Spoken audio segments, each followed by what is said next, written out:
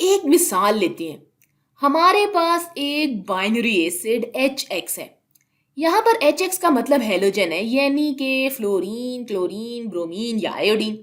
अगर HX proton donate कर दे तो हमारे पास कॉन्जुगेट बेस बचेगा जो कि X माइनस है। कॉन्जुगेट बेस जितना ज्यादा स्टेबल होगा इतनी ही ज्यादा उम्मीद की जा सकती है कि HX प्रोटॉन डोनेट करेगा। इसका मतलब जितना ही स्टेबल को कॉन्जुगेट बेस होगा इतना ही ज्यादा स्ट्रॉन्ग एसिड होगा। अगर हम यहाँ पर मौजूद चार बाइनरी एसिड देखें, हमारे पास हाइड्रोफ्लोरिक एसिड है जिसकी pKa वैल्यू तकरीबन +3 है। हाइड्रोक्लोरिक एसिड की pKa वैल्यू -7 है। हाइड्रोब्रोमिक एसिड की वैल्यू तकरीबन -9 है और हाइड्रोआयोडिक एसिड की pKa वैल्यू -10 है। हम जानते हैं कि pKa वैल्यू जितनी कम होगी एसिड इतना स्ट्रांग होगा। इसे देखें तो यहाँ पी के ए वैल्यू घट रही है, जिसका मतलब है कि हम एसिड की ताकत को बढ़ा रहे हैं। इसका मतलब हम एसिडिटी बढ़ा रहे हैं।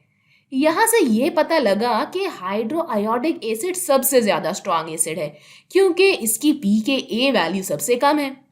इसका मतलब इसकी कॉन्जुगेट बेस सबसे ज्यादा स्टेबल होगी। हाइड्रोआयोडिक एसिड की कॉन्जुगेट बेस आयोडाइड एनाइन है। यहाँ पर हमारे पास मुख्तलिफ कॉन्जुगेट बेसिस हैं। हमारे पास फ्लोराइड एनाइन है जो कि HF का कॉन्जुगेट बेस है। हमारे पास क्लोराइड आयनाइन है जो HCl का कॉन्जुगेट बेस है और ब्रोमाइड एनाइन है जो कि HBr का कॉन्जुगेट बेस है।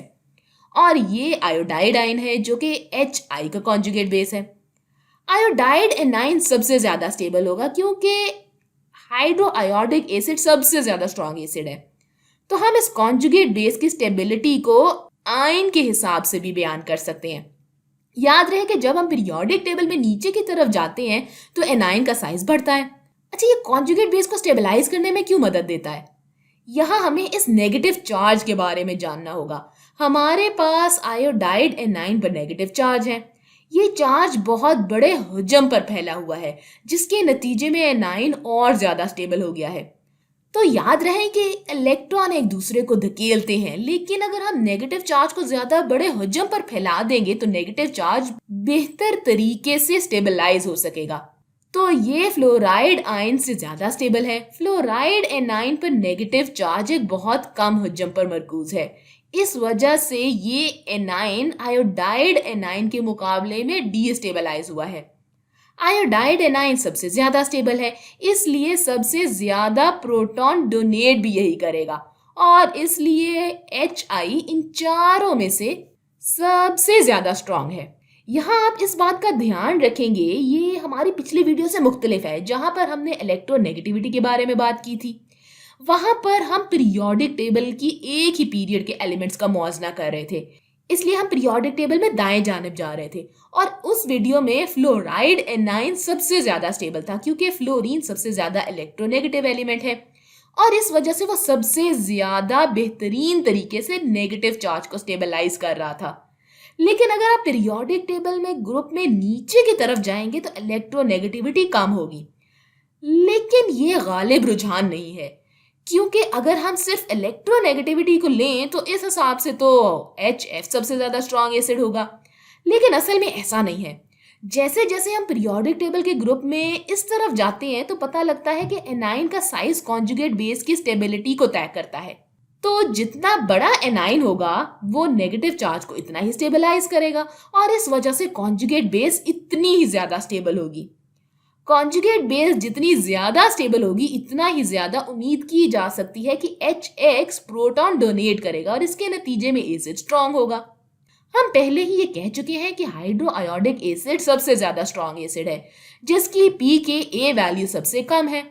तो ये बॉन्ड जो यहाँ पर है इसको तोड़ना सबसे आसान है। तो अगर इस बॉन्ड को तोड़ना आसान है तो इसका मतलब ये हुआ कि यहाँ से प्रोटॉन डोनेट करना भी आसान है।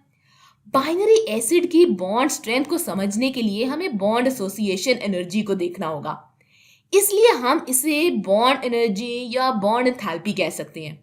याद रहे कि बॉन्ड एसोसिएशन एनर्जी वो एनर्जी है जो बॉन्ड को इसकी गैस स्टेट में तोड़ने में इस्तेमाल होती है। हम अगर यहाँ हाइड्रोजन हेलाइड और बॉन्ड को लें और बॉन्ड एनर्जी को देखें तो हमें पता लगेगा कि इस बॉन्ड को तोड़ना सबसे मुश्किल है। हाइड्रोजन और फ्लोरीन के बॉन्ड को तोड़ने में सबसे ज्यादा एनर्जी इस्तेमाल होती है। और जैसे जैसे पीरियोडिक टेबल में नीचे की तरफ जाएंगे तो बॉन्ड एसोसिएशन एनर्जी कम होती रहेगी। एच और आई के दरमियान बॉन्ड को तोड़ने में सिर्फ 299 किलो जूल्स एनर्जी इस्तेमाल होती है। और ये वैल्यू अंदाजे से ली गई है और मुख्तलिफ किताबों में मुख्तलिफ वैल्यूज मिलेंगी। तो अगर एच आई का बॉन्ड तोड़ना सबसे आसान है तो इसका मतलब ये हुआ कि जब आप एसिड को देख रहे हों तो इस बॉन्ड को तोड़ना सबसे आसान हुआ। इसलिए ये प्रोटॉन डोनेट करेगा और इसकी पी के ए वैल्यू सबसे कम होगी। तो हाइड्रो आयोडिक एसिड इन चारों बाइनरी एसिड में सबसे ज्यादा ताकतवर यानी सबसे ज्यादा स्ट्रांग है।